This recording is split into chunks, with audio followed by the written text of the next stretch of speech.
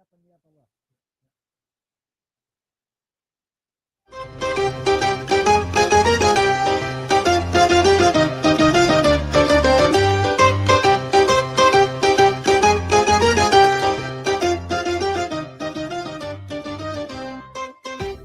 Hello, everybody. Welcome to the Sicilian Corner Podcast.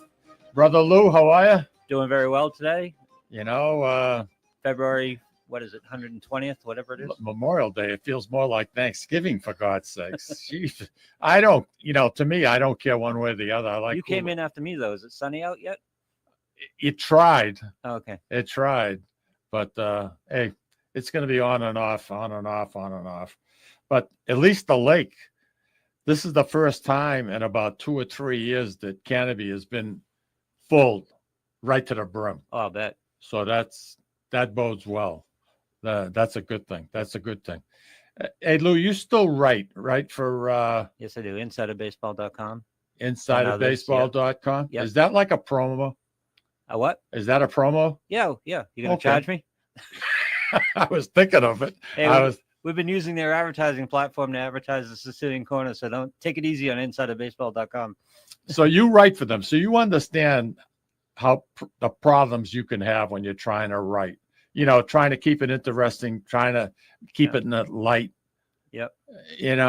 And I got a call from my significant other, Barbara Cody, and she says to me, in the Eagle-Tribune, there's an article. This guy writes an article every 3-4 weeks, and I love the way he writes, his sense of humor. She says, you need to get him on the radio show. I says, really? I says, let me take a look at what he does. And I says, I'll give it some thought. And sure enough, he got me hooked. Yeah. I love his mannerism. I don't know him, but I feel like I've known him for years, to be honest with you. Welcome in. Hi, Scott. Yeah. And I just want to welcome on board Scott Kerman. Scott, once again, we're on the Sicilian Corner Podcast. We've been doing this show for 25 years.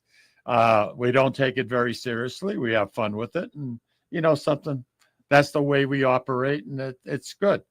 And again, I love your mannerisms. I love the way you write. And I think a lot of people, and that's why I asked you to come on. Scott, you spent some time in the Merrimack Valley area growing up. Where were you? Sure, I grew up in Methuen, so that's where your studios are, right? Methuen, yeah, right? yeah. Were you on Merrimack Street? Yes. Yeah, near the golf course, right?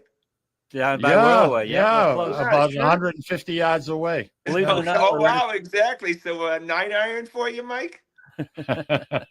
Believe it or not, we're right across the street from the Sons of Italy. Yeah. Go figure. Oh, all right, absolutely. Well, yeah, I grew up in Methuen. Went to Methuen High, went to Marsh Elementary School. Graduated in 1983. I'm a family of 6 kids, guys. Oh, boy. Girl, boy, girl, boy, girl, boy. I'm the middle child. That explains a lot. I'm the fourth. Yeah. Oh, absolutely. I'm the fourth of 6 kids. In fact, my wife, Adrian, is also the fourth of 6 kids. Are either of you guys middle children? I'm sorry? Are either of you middle children? No, but we did a show a long time ago back with a former co-host, Tom Zappler, and we're all different places in the birth order. I'm the last. Mikey, you're the oldest. I'm the oldest. And Tommy was the middle. Wow. That explained a lot of things about Tommy, too, by the way. Yeah. So, being a middle child, a lot of people are going to hear that I'm a middle child and turn off your show not to give me any further attention. They won't do that. We got great listeners. We really do. But yeah, so grew up in Methuen, obviously great memories of Methuen, and, writing for the Tribune the last 4 years. So the column used to be every week. And now, because I was writing this book with Governor Dukakis, we made it every 2 weeks. But yeah, it's called The World According to Scott, and the reaction has been great. And I have to tell you, boys, never have I been trolled once by anyone who's written me back. So that's what I'm most proud of in this kind of environment. Nice. Wow, that's great. Before we get into the Duke, which is your new book, As a matter of fact, I ordered it. I've got one coming. So I'm great. looking forward to reading. I liked him. I liked him an awful lot. And that's what got my attention about that book. You've also authored some other books. Probably, what, 6? 6 books. The 3 World According to Scott books, which is the compilation each year of the Tribune pieces. Okay. So that's a compilation of those. And the book that was the most successful, I wrote a book in the 90s called No Ticket, No Problem: How to Sneak into Sporting Events and Concerts. And that sold over half a million copies. Yeah. So how many? Wow. Over 500,000 copies. In fact, for 2 years, Amazon had just gotten started with books. That was the #1 comedy book for 2 years on Amazon. That was a crazy time, but that when I was young. But the Dukakis book, it actually starts when I was 11 years old. My parents were having a fundraiser for him in our backyard, an ice cream smorgasbord, guys. Say that 3 times, quickly, and you're in trouble. you'll have to be happy, right?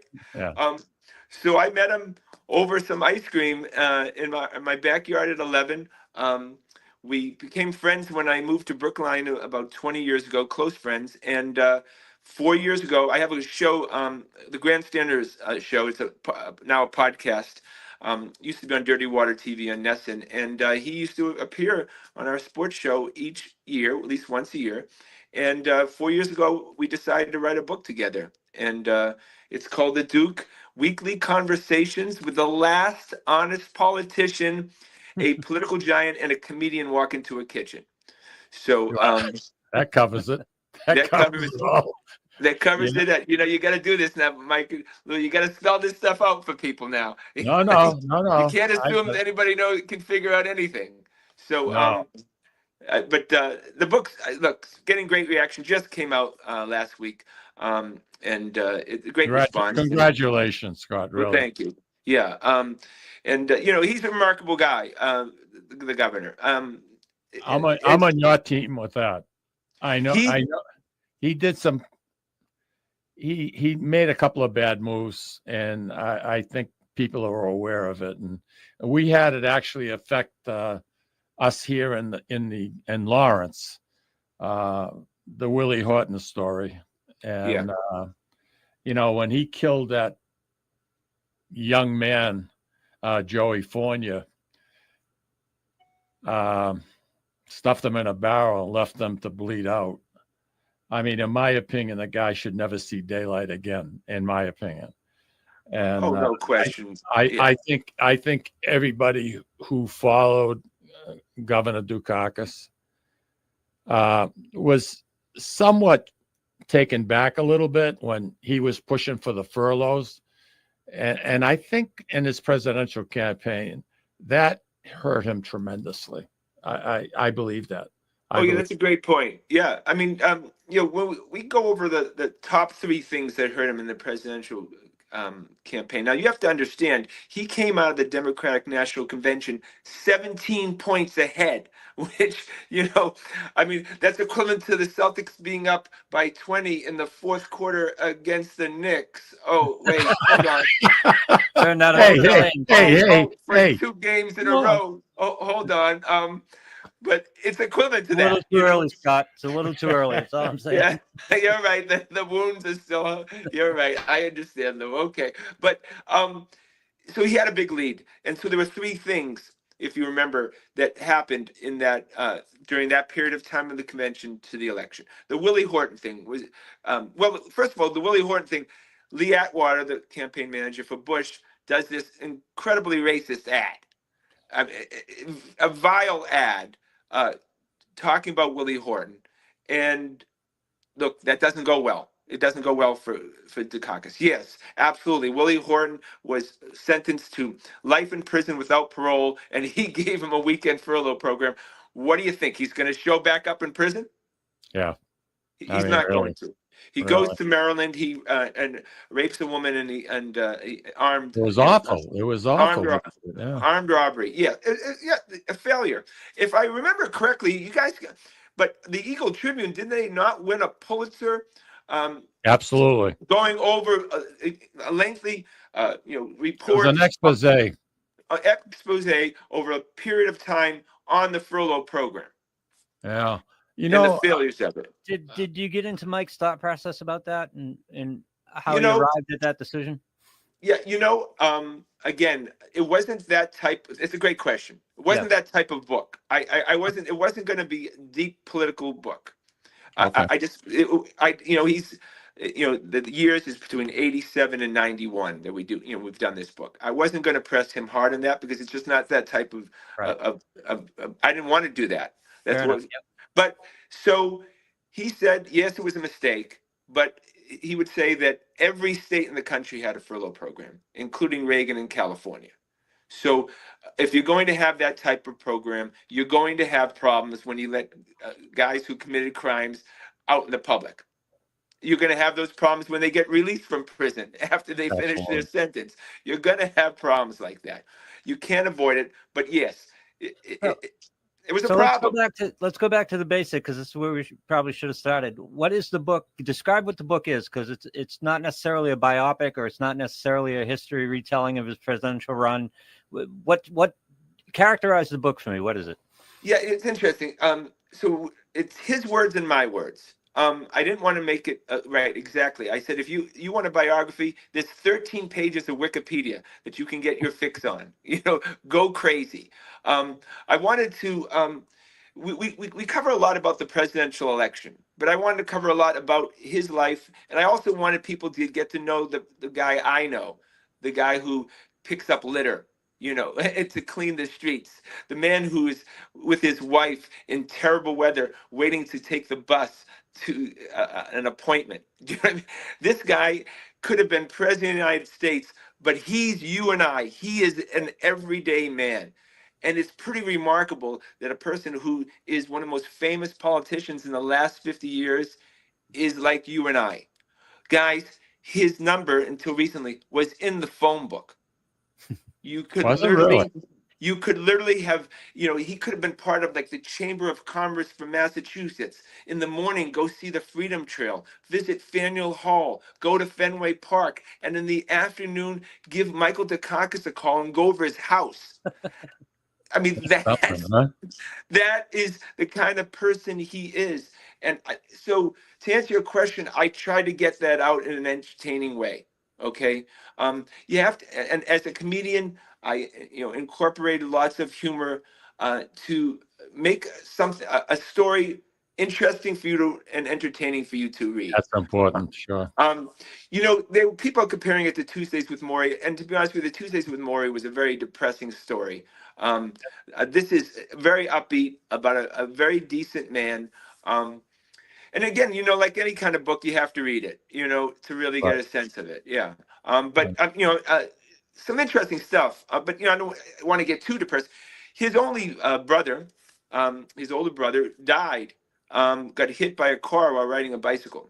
In 1973. Was left in a ditch to die. Actually, a street over from where I live.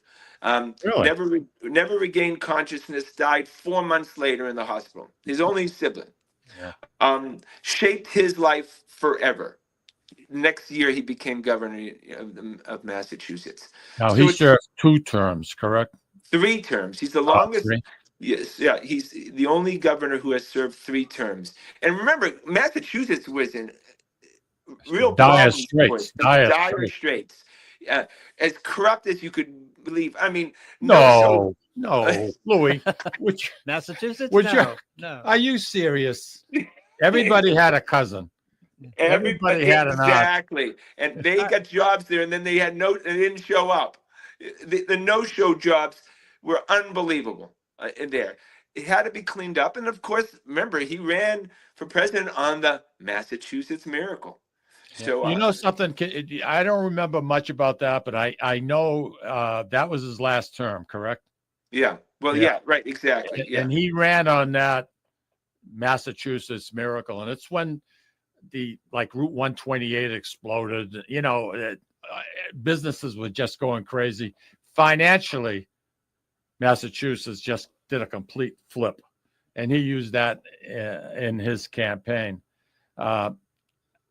the first year he was governor, like you said, things were really desperate. I mean, Massachusetts was really in a hole, and it took a lot. And he made some promises about he wasn't going to raise taxes. He was going to balance the budget, like most politicians do, and he did neither. And like most politicians do. You know something, he gave it his best shot. He gave it his best shot.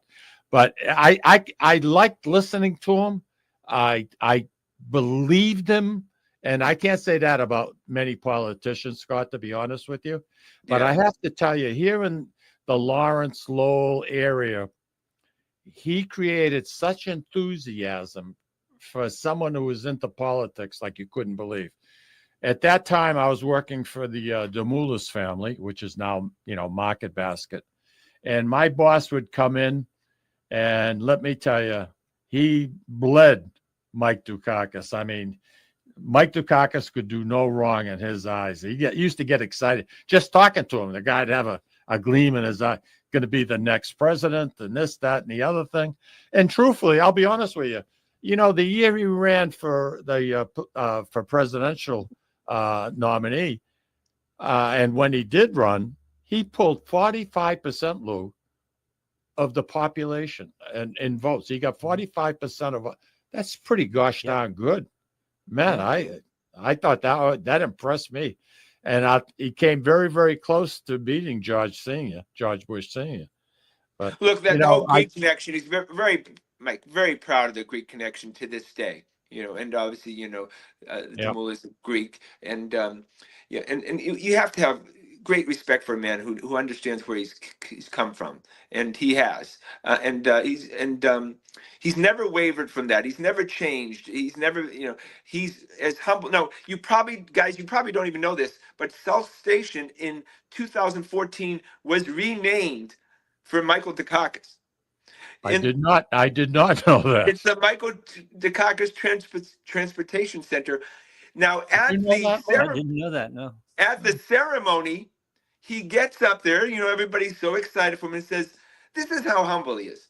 He says, "Thank you for the honor, but no one will ever call it this. They'll just keep on calling it South Station." Yep. Right on. And damn if he wasn't right. Nobody to this day you didn't even know it.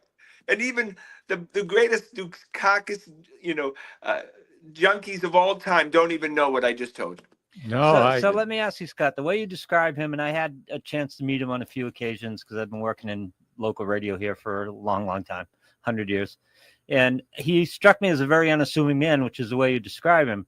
So what was the linchpin? What was the point where he decided, I'm going to run for governor, and then again, I'm going to run for president? Because that doesn't fit the Michael Dukakis that I know. He's a very unassuming guy. He's a very everyday type of man.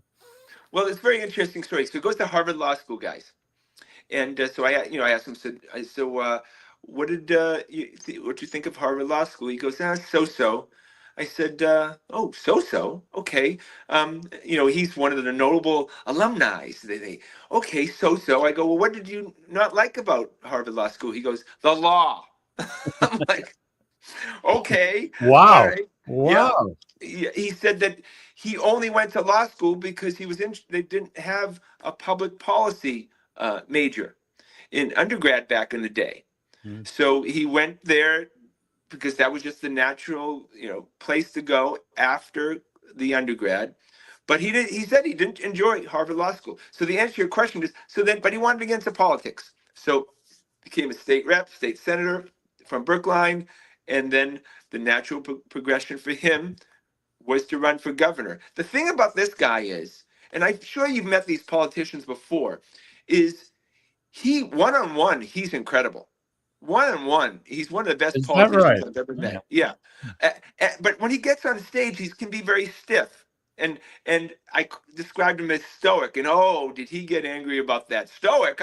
I'm Greek. There's no Greeks that are stoic. What are you talking about? I'm like, actually, the word is Greek. He's like, hey, why don't you leave? But so yeah, and it's funny because I go over to look, Governor, you had the best position that you dreamed of, being governor. You have a beautiful family. You live in the town that you grew up in. People adore you. Why did you run for president? He said, Scott, sometimes there's just bigger things to do. And that's simply enough. That covers it. Yeah, he just said he wanted to do that. He just felt like he had done enough in Massachusetts, and he wanted to take it to the big stage. Do you think he was ready to do it, guys? No. But who is? I don't know. You know, like I said, when the negatives started popping up, it kind of scared me a little bit, like this furlough program that he wanted to embrace in the worst way.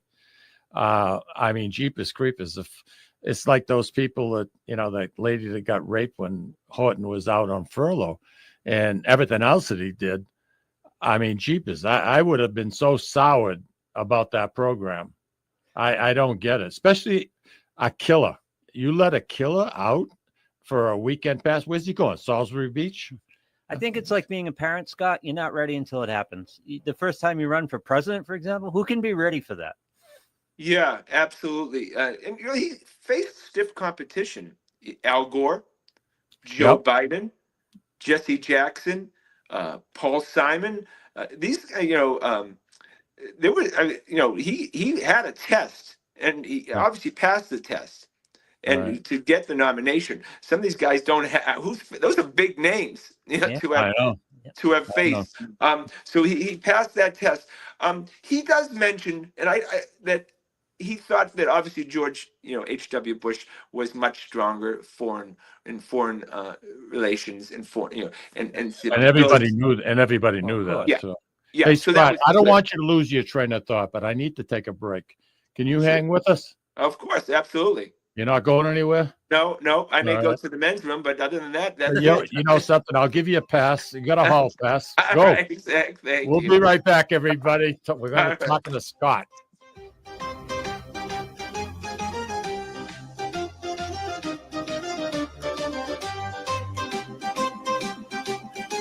Ciao, this is Esther of You, Me, and Sicily. I want to talk to you about Tommy Amin and the great staff at Butcher Boy Market. Families, foodies, and home chefs come together at Butcher Boy to talk good food and create traditions. They offer the best in quality cuts of beef, pork, lamb, poultry, and restaurant-style steaks and chops. Produce? All of their produce is hand-selected to complement any meal or even to make it your main course. Their deli serves fresh roast beef, turkey, and beautiful imported Italian cold cuts, cheeses, and antipasto. And don't forget the Butcher Boy Bakery, featuring sweet delectables from all over the state, as well as their very own bakery. That's Butcher Boy, where the secret to a great steak is, of course, the steak. Located at 1077 Osgood Street in North Andover, Massachusetts, in the Butcher Boy Plaza. Ciao! This is Tom Zappala. Located in the heart of downtown Haverhill, the Haverhill Beef Company is a full-service, old-fashioned butcher shop and meat market that continues to be a valued family tradition since 1952.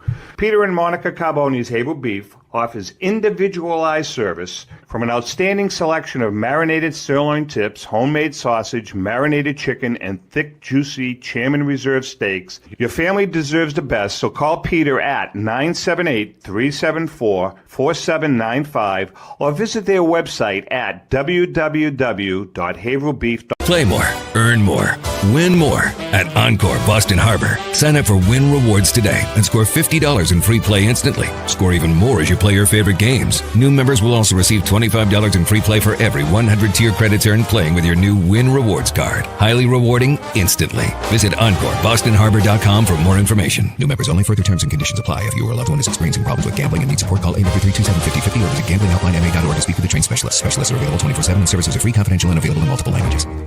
Labor Day weekend, bring your entire family for the 102nd Annual Feast of the Three Saints in Lawrence. The best Italian food, free parking, and entertainment. Stop by the Beer and Wine Garden. Enjoy an authentic Sicilian crispelli from the St. Alfio Society. Friday night's entertainment at 7, it's Stephen Savio, followed by the Full Circle Band at 9. Saturday night, Forever the Girl performs at 5, and at 9, it's the 12 Bars Band. Stop by the Cultural Tent at 4 on Saturday for a cooking demonstration with Marianne Esposito. And closing out this year's feast at 8 p.m. on Sunday, it's the B Street Bombers. Celebrate this year's Feast of the Three Saints August 29th through the 31st in Lawrence. The best Italian food, free parking, and great entertainment. Follow the signs from the Marston Street exit on 495. Sponsored in part by Eastern Salt Company, Trident, Jackson Lumber and Millworks, Tripoli's Bakery, Market Basket, Catadella Funeral Home, JG's Ice Cream and Fun Center, Donna's Famous Italian Sausage, and Cody's. Visit threesaintsinc.org.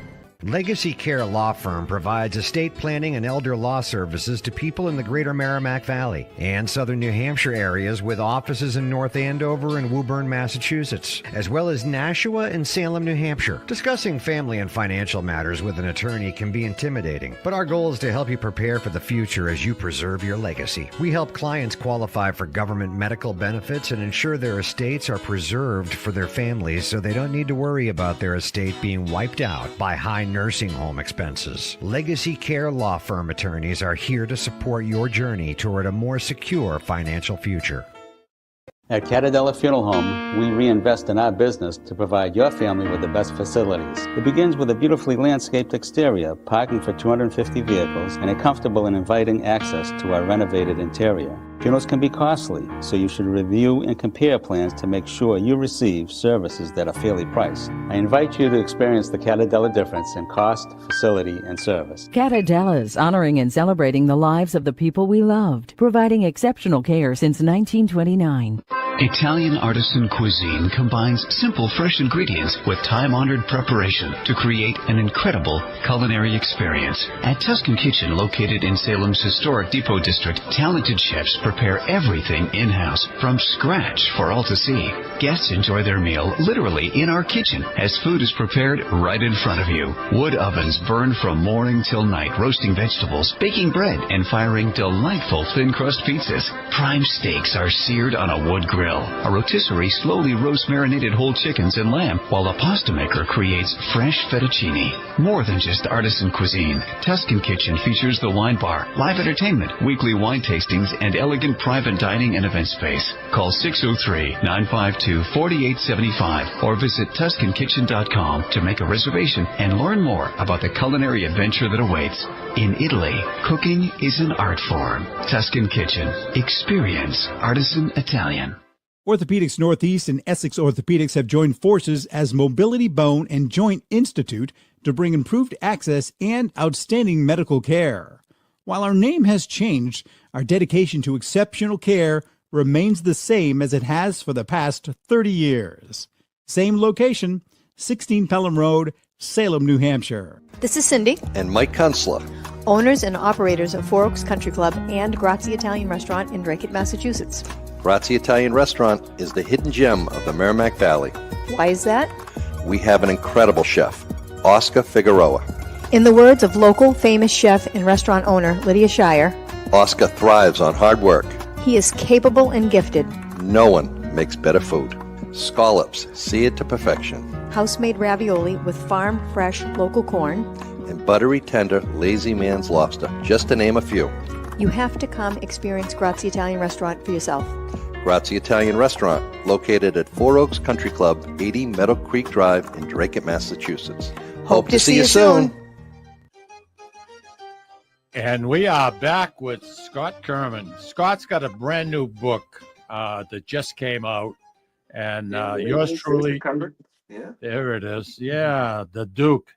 And I'll be honest with you, I voted for the man, to be honest with you, because I'm not much into politics, and I believed this guy. I really did. He seemed like an honest to goodness, down to earth man, like you said, how simple a life he led and how easy it was to reach out to him. I'd like you to tell our listeners, our Sicilian Corner listeners, if they're interested in the book, how can they go about ordering it? Yeah, so it's called, again, The Duke Weekly Conversations with the Last Honest Politician, a political giant and a comedian walk into a kitchen. Go to Amazon. Simply enough, Amazon. You can order it easily. Amazon paperback is $24.99, and Kindle is $9.99. So you can, of course, it's the long Memorial Day weekend, so you can get started and read it this weekend or order it. And again, you could just go to any local bookstore and say, "I'd like to order the Duke," and they'll order it for you also.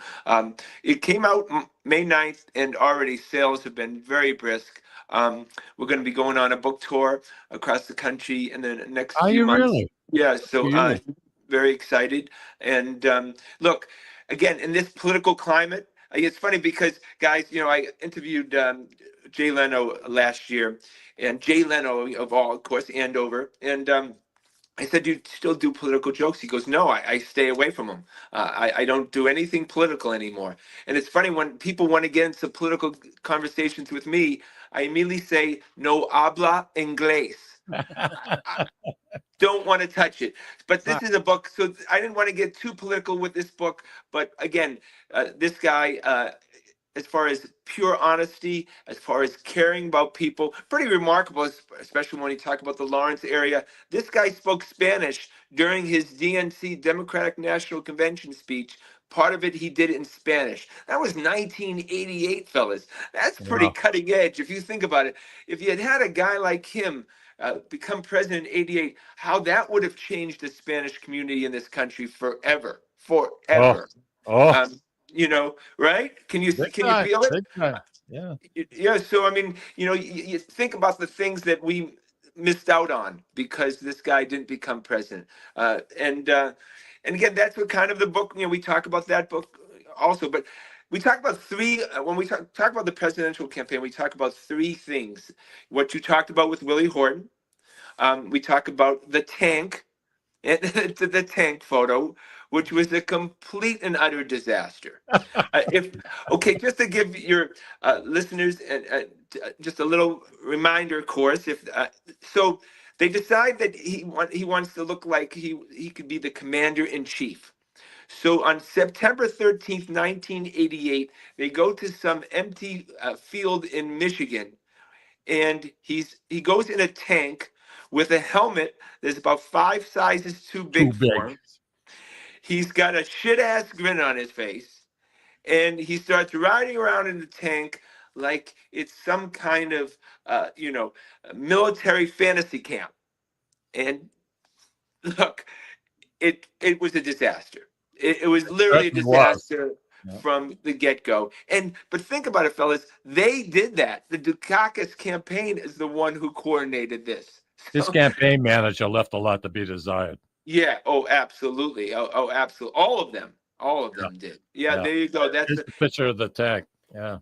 And that's an unfortunate photo that is, I'm sure you've seen it as a meme many, many times over the last few years. And in fact, Trump used it as a meme a number of years ago.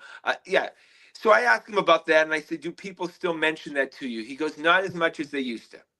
So, but the interesting thing is, so he, just to show you where his mindset was, because he's a funny guy, and I hope this comes out in the book. He had done a photo, I don't know if you remember this photo, where he's in a full Celtics warm-up suit. He's standing on a chair, and the big three back in the 80s, Larry Bird, McHale, and Parrish, are standing next to him, and McHale has a basketball over his head. It's a really fun photo, a lighthearted photo. Look, I mean, to show you how small he is, he's literally standing on a chair. And if you see the photo and you understand that this guy has a sense of humor, and maybe that's what he thought about when he did this. So when we talked about the whole tank, I said, well, I have a solution. What you should have done, you should have had Larry Bird standing right next to you in the tank photo. And he says, that would have been a better idea. Absolutely. When you were interviewing him, the other issue besides the furlough program and maybe that tank picture was a big negative, the Pledge of Allegiance issue. Did you get into that with him? I did not. No, okay. I did not. The third issue when it came to the campaign, which was the debate question. Okay.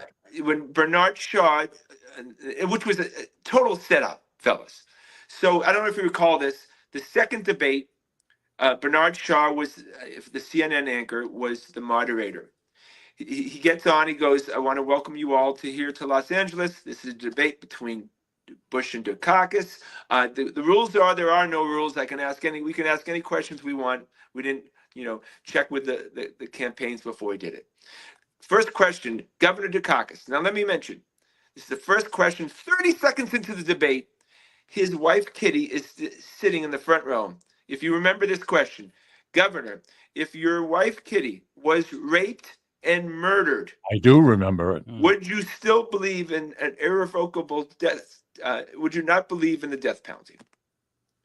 Can you believe that question? He's damned if he do, damned if he don't, right? You're caught, yeah. He's caught. He had practiced the debate, the question about the death penalty, but not that question. So if he answers like he answered, no, I believe in the death I'm against the death penalty, he's going to look insensitive to his wife in the front row, right? All the women in the audience are going to be like, I'm done. I'm not voting for him. If he says, well, of course, if this had to do with my own family, then of course, I would be for the death penalty. If he says that, then he's waffling. He's cooked. Yeah. He's cooked. So he was done. That was a setup. That's a setup question. First, think about it. Nobody even got a lather in that debate, and he's asking that question. Wow. Scott, you got a few people that are saying hello out there. Andy Parisi, Nancy Patera DeMarco is saying hello. Barbara Cody is saying hello. Andy Parisi saying hello. So you got some people out there that are watching you. And Barbara got you booked for the show. So. I'm sorry? Barbara got him booked for the show, right? Yeah. Yeah. Well, I hope I get great reaction with the column too. I tell you something. The columns are beautiful, dude. Yeah, really. Yeah. And it's just such a pleasure. I put my email address at the end of each column, and such lovely people. That's how I was able to reach out to you. Yeah, such lovely people who have, and I a lot of the same people each week will react to the column and stuff, and but just so much fun, and to be able to do that in my hometown area means everything to me, and of course I speak in our Merrimack Valley language. I mean, that's how I write, is who I am. I mean, you took that boy out of Methuen, but I am a Methuen guy. I mean, but you're also a stand-up comedian, which really helps you, and in my opinion, Lou, I don't think there's a harder job than being a stand-up comedian. No, I really don't. Brutal. It's absolutely brutal. It's great. Yeah. And that helps you a lot in what you write. Put me in front of 1,000 people with just a mic for an hour and a half. It's like, are you kidding me? Especially when you start off with your best stuff and you get no reaction. You're dead. Yeah. I used to have two acts, fellas: the domestics and the imports. So if the people were drinking domestics, I would take out a little raunchier act. Yeah. The imports, a little smarter act.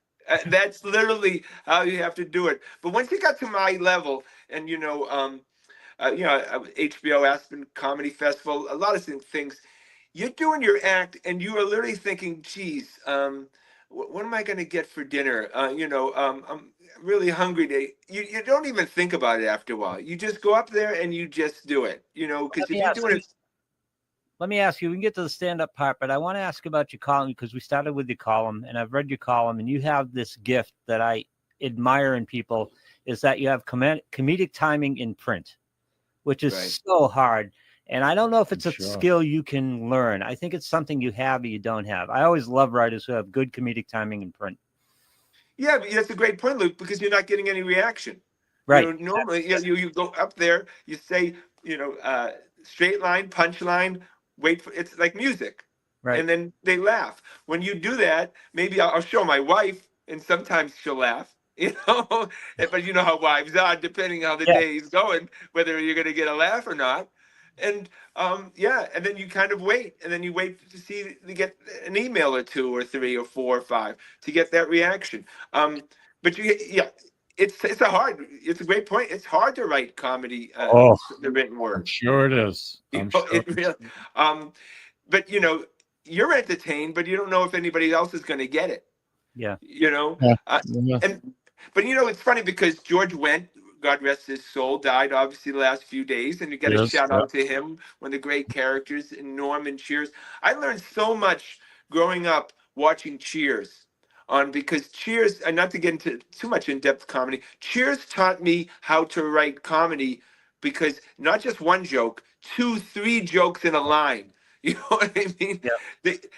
And so that's what I feel like writing. You can't just do one joke when you're writing. You better do 2 or 3 in a sentence. In a row. And in a sitcom, like especially a quality one like Cheers, it's nothing's wasted. It's set up punchline, set up punchline, set up punchline. Bang, bang, bang, bang, bang. And, obviously, established characters and stuff. So you just learned that from that. What were some of your favorite comedians over your lifetime? Name some that you've enjoyed. Right now, Bill Burr. Yeah, well, yeah, he's incredible. Yeah, just killer. But and that's where the comedic timing really shows. The best comedians and the best comedic writing, it just comes to them. Bill Burr is not doing comedic timing up there. He's just being Bill Burr. Yeah, and it just happens that way. Yeah, it's natural to him. Yeah. When you but years ago, what were some of your favorite comedians?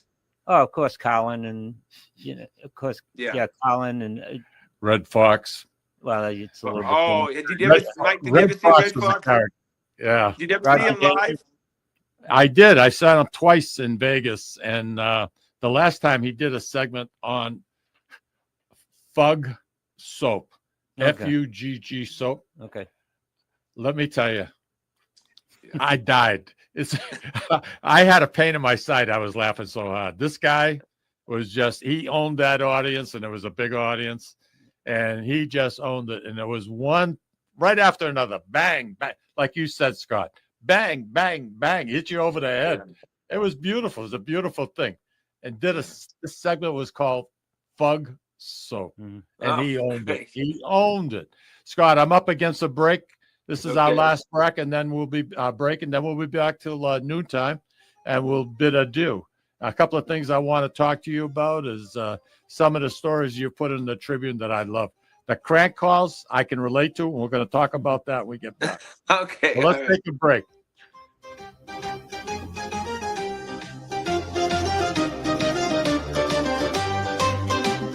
Ciao, this is Esther of You, Me, and Sicily. I want to talk to you about Tommy Amin and the great staff at Butcher Boy Market.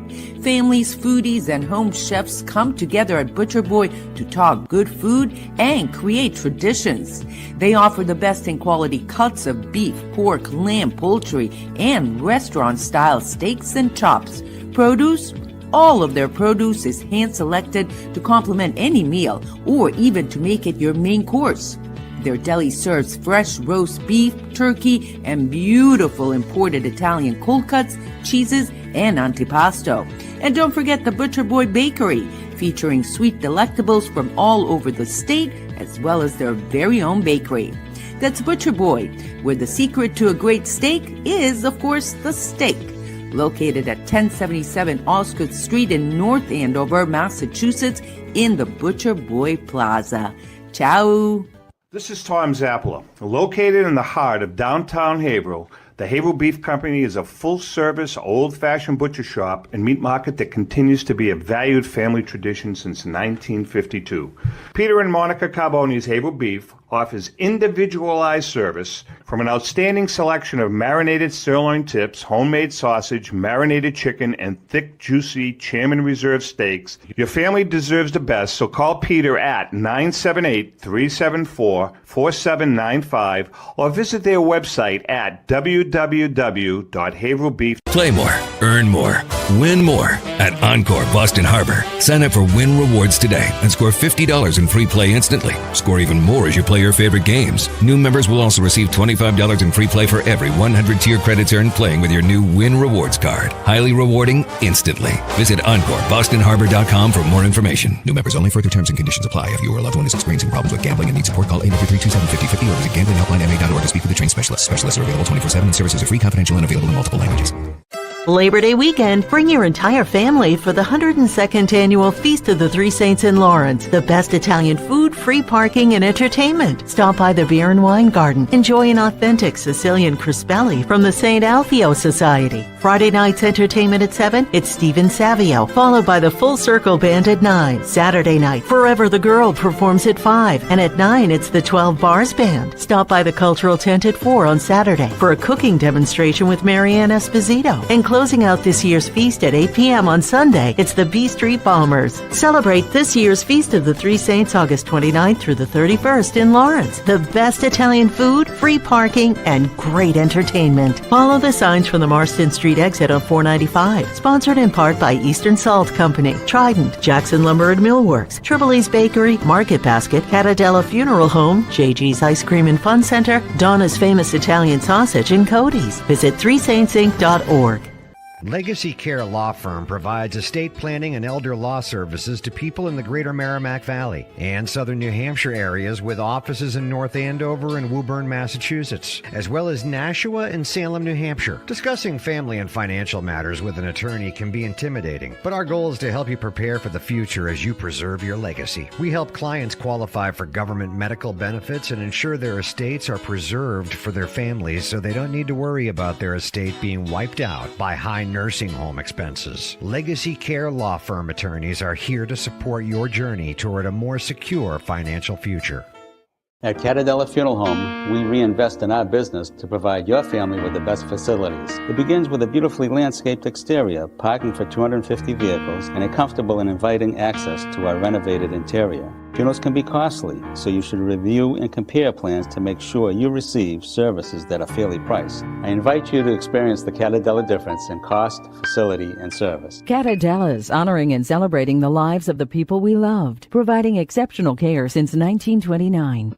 Italian artisan cuisine combines simple, fresh ingredients with time-honored preparation to create an incredible culinary experience. At Tuscan Kitchen, located in Salem's historic Depot District, talented chefs prepare everything in-house from scratch for all to see. Guests enjoy their meal literally in our kitchen as food is prepared right in front of you. Wood ovens burn from morning till night, roasting vegetables, baking bread, and firing delightful thin-crust pizzas. Prime steaks are seared on a wood grill. A rotisserie slowly roasts marinated whole chickens and lamb, while a pasta maker creates fresh fettuccine. More than just artisan cuisine, Tuscan Kitchen features the wine bar, live entertainment, weekly wine tastings, and elegant private dining and event space. Call 603-952-4875 or visit TuscanKitchen.com to make a reservation and learn more about the culinary adventure that awaits. In Italy, cooking is an art form. Tuscan Kitchen. Experience artisan Italian. Orthopedics Northeast and Essex Orthopedics have joined forces as Mobility Bone and Joint Institute to bring improved access and outstanding medical care.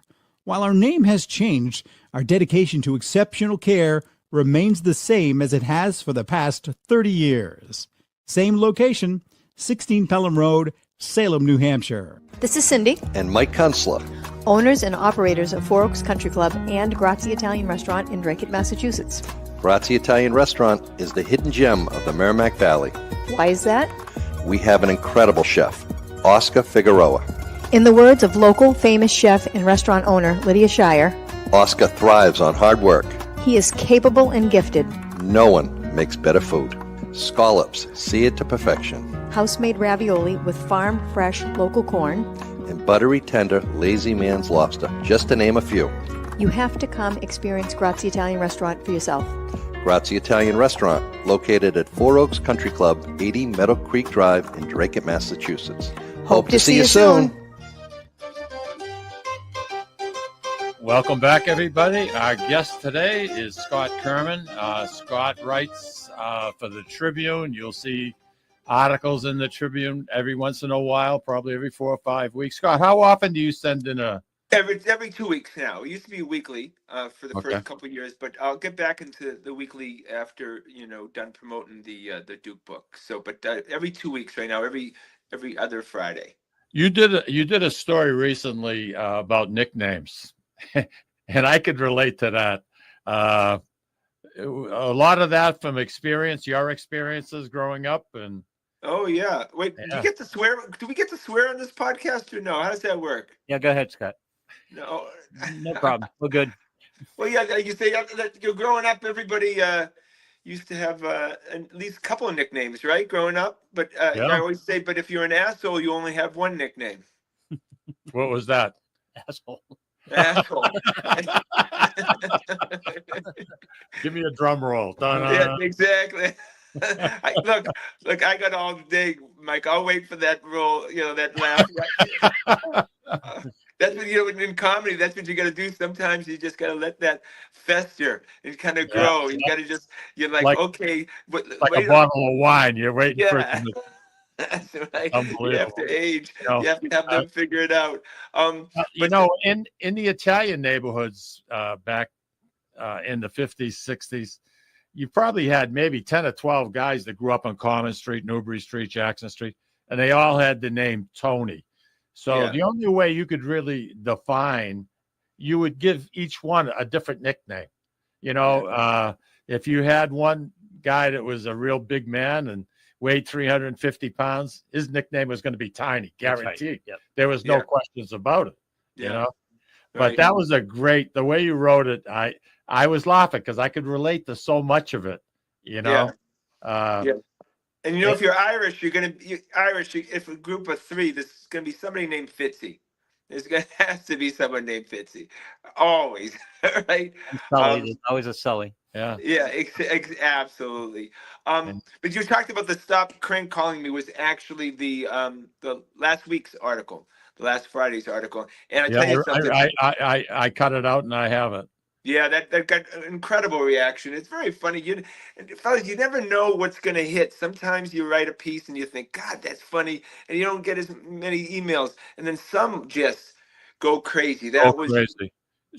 Scott, would you be familiar with two gentlemen that they actually went on to make a movie? They're called the Jerky Boys. Yeah, I remember that. Yeah, they hit hard. Oh my God. They were a class of one, let me tell you. They were right. They would call up people, Lou, and I mean the language sometimes was a little bit crazy, but what they would come out with would be just hilarious. Hilarious. Scott, I think you can appreciate this. My wife passed away a few years ago, and her name was Lucille. And one Sunday I said to her, I says, let's take a ride into Boston. And she says, oh, good. So got in the car, drove into Boston. We used to go in an awful lot.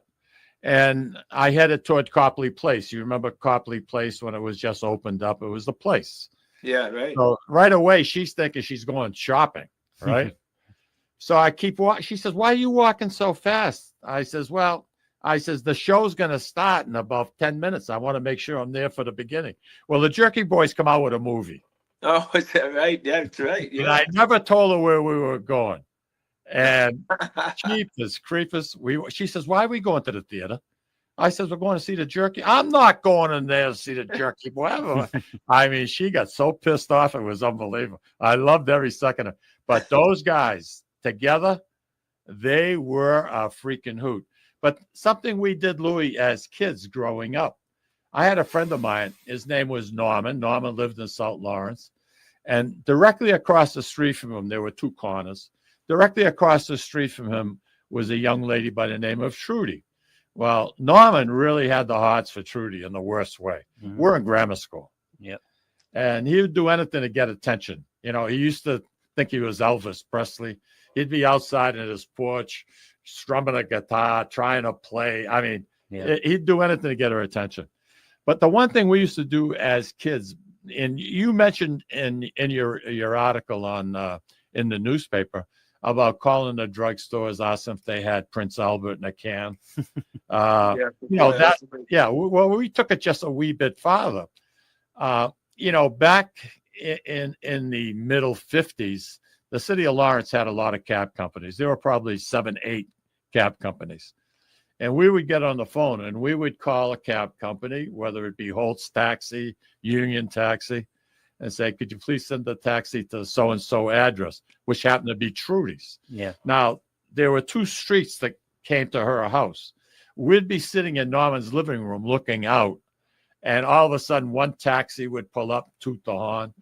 Another taxi would come the opposite street, toot the horn.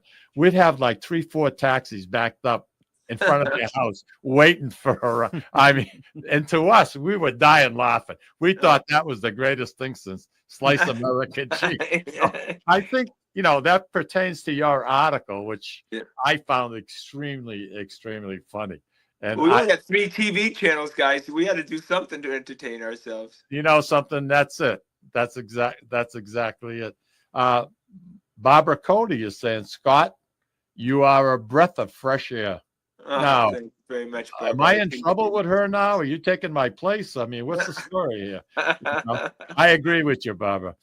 I hope someday when your schedule allows it, you can come in and sit with Lou and I. And that would be fun. I'd appreciate. Yeah, I'd love that. I think, being in the studio, because you do a show, it's a total different.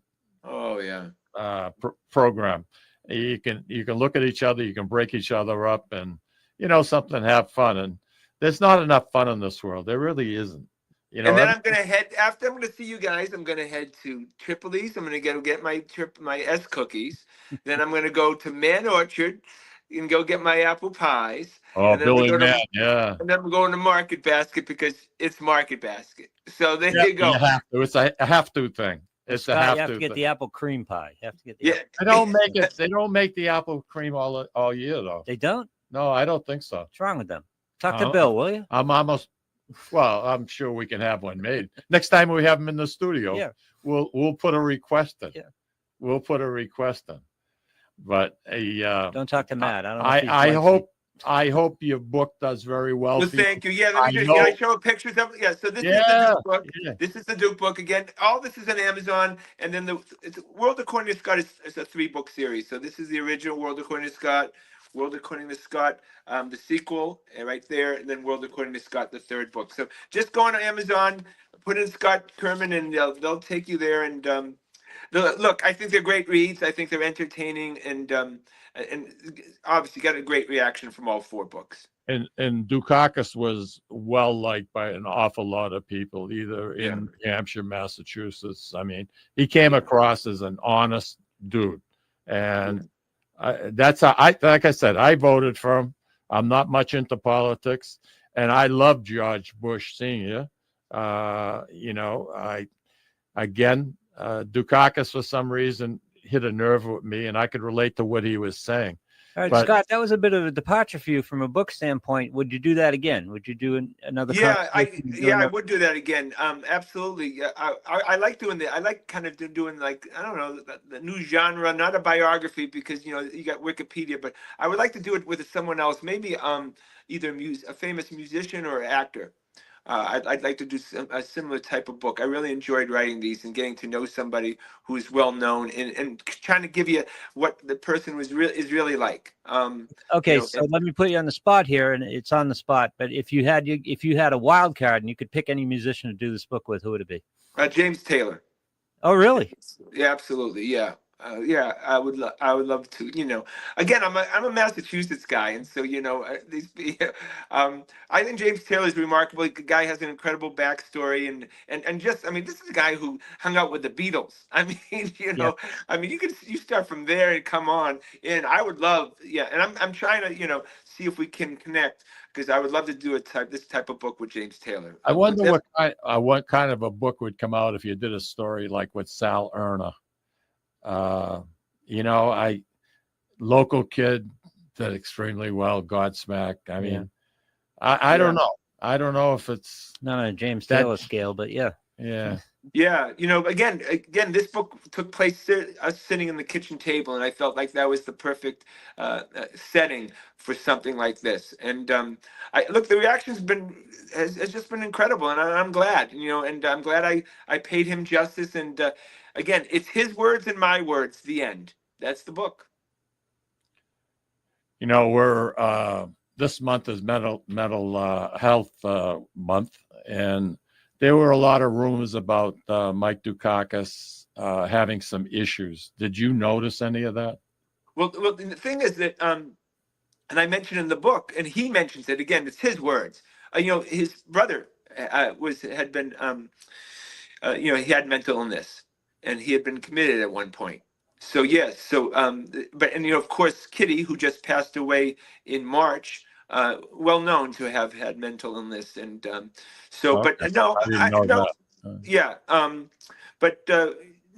don't think, he never, obviously he's very emotional about his brother's death. And I asked him if he had seen, seek counseling, and he said, no, he had not. Of course they try to bring that up in the campaign, about his brother and all, but, there's this guy is just remarkable. And you had a good time with him, didn't you? I have I still see him every week. I'm actually going to go see Michael Stanley Dukakis at 3:00. I'll be going over to his house. No way. He's my buddy. Yeah, it's a 15-minute walk. Yeah, I know you're close. Yeah, we see you're each other in Brookline, every week. right? Yeah, we see each other every week. We're just it went so, guys, went so past him being famous and the governor and stuff to now he's my buddy. We're friends, and we have just great time laughing. And he's 91. He's hanging in there health wise. He's obviously very upset about Kitty's passing. The pleasure was all mine, to be honest with you. Oh, that's great to hear. It really is. Yeah. Well, like I said, I think your book is going to do very, very, very well. Great. It's going to be extremely strong in the New England, Massachusetts area, especially Massachusetts.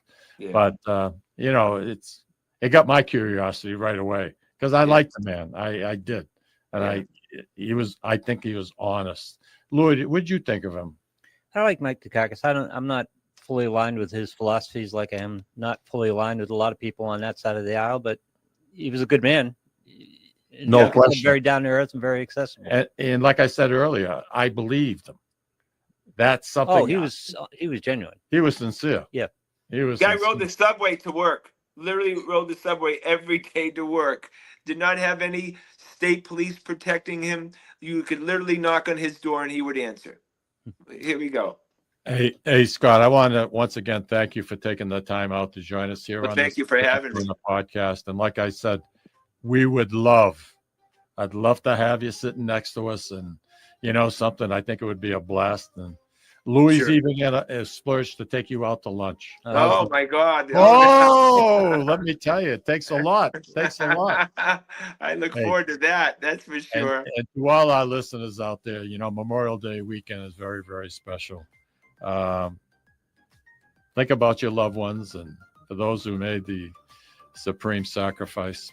And we're going to be back next week. So I hope you join us next Friday at 11:04, and we'll be right here. Take care, everybody. Have a good weekend. Thanks, Scott.